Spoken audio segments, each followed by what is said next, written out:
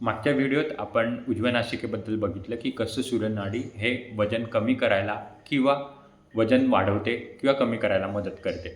आज आपण बोलणार आहोत आपल्या चंद्रनाडिकेबद्दल, म्हणजे आपल्या डाव्या नासिकेबद्दल. तर मोस्टली सगळ्यांना माहितीच असेल जे माझा व्हिडिओ सतत बघतात. ज्यांना नाही माहिती त्यांच्यासाठी परत सांगतो की डावी नासिका हे चंद्राचं प्रतीक असतं. चंद्रनाडी म्हणतात त्याला. 3 नाड्या असतात, इडा, पिंगला, सुषमा. चंद्र, सूर्य आणि सुषमा. तर माझी चंद्रनाडी हे डाव्या नासिकेचं प्रतीक असतं.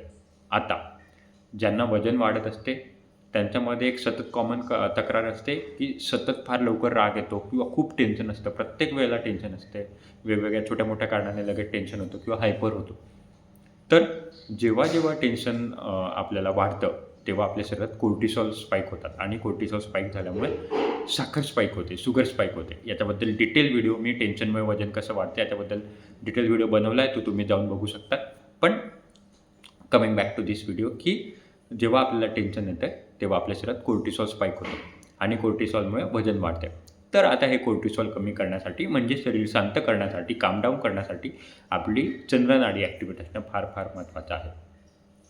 दुसरं, जेव्हा खूप साऱ्या महिलांची तक्रार असते की रात्री अंथरुणात गेल्यावर लवकर झोपायला येत नाही. सतत मनात वेगवेगळे विचार असतात, लवकर झोप येत नाही वगैरे, आणि झोप न झाल्यामुळे देखील वजन वाढतं. याच्याबद्दल देखील मी डिटेल व्हिडिओ बनला आहे, तो तुम्ही बघू शकता.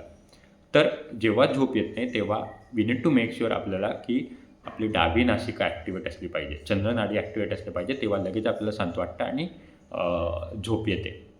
त्याच्यामुळे टेन्शन कमी करणं आणि लवकर झोप करणं हे वजन कमी करण्यासाठी किंवा मेंटेन करण्यासाठी फार फार महत्त्वाचं आहे आणि तिथे आपण डावी नासिका वापरू शकतो.